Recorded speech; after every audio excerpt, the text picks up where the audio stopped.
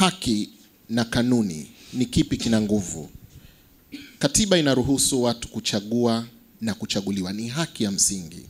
Kanuni inakuja inazuia mtu asiposaini form kwa mfano haingii kwenye mchakato wa uchaguzi. Kwa nini kanuni inaonekana ina nguvu kuliko msingi wa katiba unaotoa haki?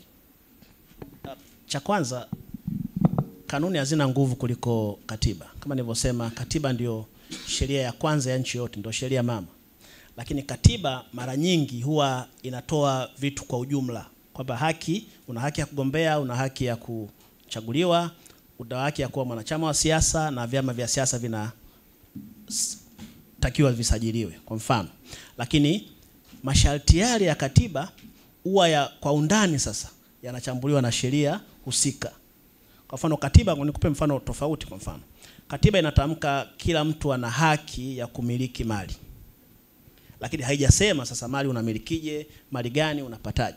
Ili upate hizo mali, sasa ujue unamiliki mali vipi, kuna sheria husika. Kwa mfano sheria ya ardhi, sheria ya kampuni na sheria nyingine nyingi. Kule sasa ndo utaona kwamba navutaka nimiliki ardhi, nifuate na taratibu gani, na nikifanya nini ardhi yangu itanyang'anywa na serikali. Sasa na kwenye uchaguzi ni hivyo hivyo, kwamba katiba inasema kutakuwa na uchaguzi na kuna haki ya kupiga kura, lakini uchaguzi huu na haki ya kupiga kura vinaongozwa na sheria mahususi.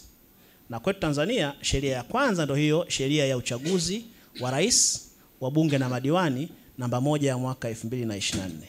Na sheria hiyo sasa kuna vitu inataja kwa ujumla wake, lakini kuna vitu vingine ambavyo inatamka mahususi kuwe na kanuni ya kuviongoza. Na mojawapo ya hiyo ni kanuni za maadili, ambazo ndio hizi ambazo tunazijadili leo. Sasa kanuni namba 1 hazina nguvu dhidi ya sheria. Kama nilivyosema, sheria inaelekeza kwamba kutakuwa kuna kanuni za maadili zitatolewa.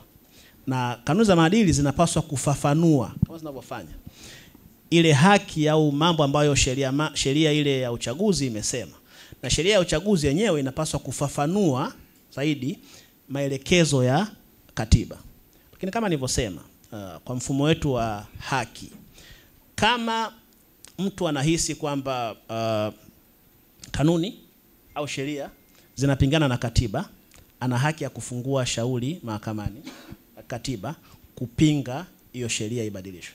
Na nafikiri ni mapema kama wiki 2 au wiki iliyopita, mahakama ya rufaa imesema kila mwananchi ana haki ya kulinda na wajibu wa kulinda katiba. Kwa hiyo kila mwananchi anaweza kwenda mahakamani kusema mimi kama raia naona sheria hii inakinzana na katiba. Lakini kabla ya hilo kutolewa na mahakama au labda sheria kubadilishwa, sheria hiyo ni halali mpaka hapo itakapobadilishwa.